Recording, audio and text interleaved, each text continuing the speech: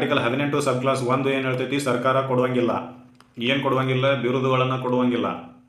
ಆಮೇಲೆ 18 ಸಬ್ ಕ್ಲಾಸ್ 2 ಏನು ಹೇಳ್ತೈತಿ ಅಂತಂದರೆ, ನೀವು ಪಡೆದುಕೊಳ್ಳುವಾಗಿಲ್ಲ. ಯಾರಿಗೆ? ನಾಗರಿಕರು ಪಡೆದುಕೊಳ್ಳುವ ಹಾಗಿಲ್ಲ. ಎಲ್ಲಿಡ್ದ? ವಿದೇಶದಿಂದ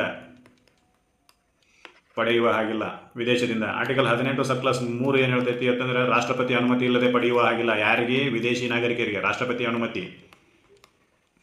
ಯಾರಿಗೆ? ವಿದೇಶಿ ನಾಗರಿಕರಿಗೆ ಕಂಪಲ್ಸರಿ. ಆರ್ಟಿಕಲ್ 18 ಸಬ್ ಕ್ಲಾಸ್ 4 ಏನು ಹೇಳ್ತೈತಿ ಅಂತಂದರೆ, ಇದರ ಮುಂದುವರೆದದ್ದು ಏನಪ್ಪ ಅಂತಂದ್ರೆ, ಕಾಣಿಕೆ, ಗೌರವಧನ, ಬೇರೆ ಯಾವುದೇ ಹುದ್ದೆಗಳನ್ನು ಪಡೆಯುವ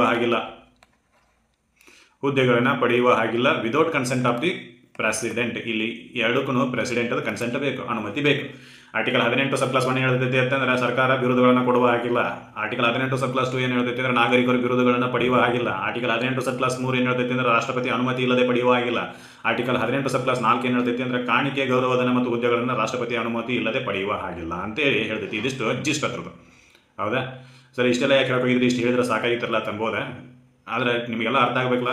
ಆಮೇಲೆ ಡೀಟೇಲ್ ಆಗಿ